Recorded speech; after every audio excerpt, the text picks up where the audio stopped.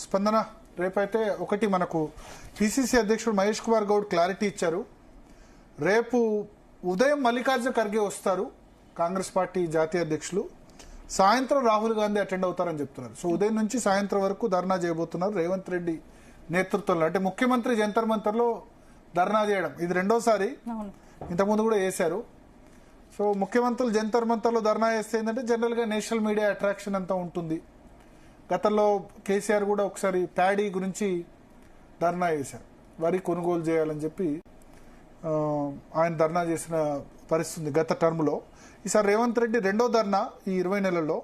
So national media పరంగా కూడా attraction ఉంటుంది, జాతీయ మీడియా దృష్టికి వెళ్తుంది, భారతీయ జనతా పార్టీ మీద కూడా ఒత్తిడి పెరుగుతుందని. కానీ అల్టిమేట్గా ఇప్పుడు నాకున్న పరిస్థితుల్లో అయితే భారతీయ జనతా పార్టీ ఒప్పుకోదు. వాళ్ళు ముస్లింలని ఎక్స్క్లూడ్ చేస్తేనే మేము ఇస్తామని చెప్తారు.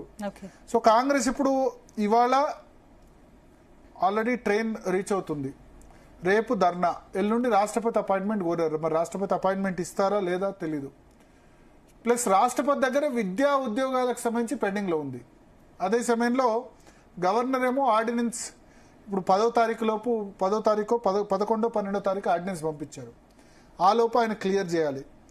సో బహుశా వాళ్ళ ప్రయత్నం వాళ్ళు చేస్తున్నారైతే అఖిలపక్షాన్ని తీసుకెళ్లి ఉంటే బాగుండేది.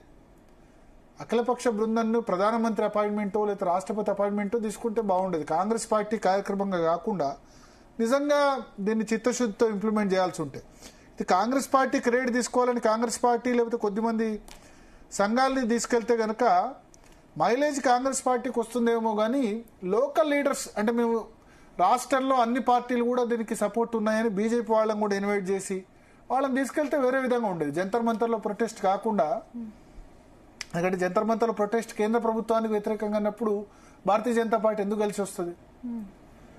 సో ఆ విధంగా చేసే లేకుండా మొత్తం చూద్దాం. రాహుల్ గాంధీ లాస్ట్ టైం పాల్గొంటారని చెప్పారు, బట్ పాల్గొనలేదు.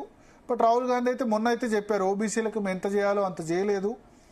కాంగ్రెస్ పార్టీ దళితులు, ఆదివాసుల విషయంలో, మైనారిటీల విషయంలో ఎంతైతే ఫైట్ చేసిందో ఆ స్థాయిలో మేము పోరాటం చేయలేదని ఒప్పుకున్నారు. రేపటి ధర్నాకు రాహుల్ గాంధీ కూడా అటెండ్ అవుతారని చెప్తున్నారు. ఏం జరుగుతుందని చూద్దాం. రైట్. ఇక నెక్స్ట్ టాపిక్ లోకి వెళ్ళే ముందు DNA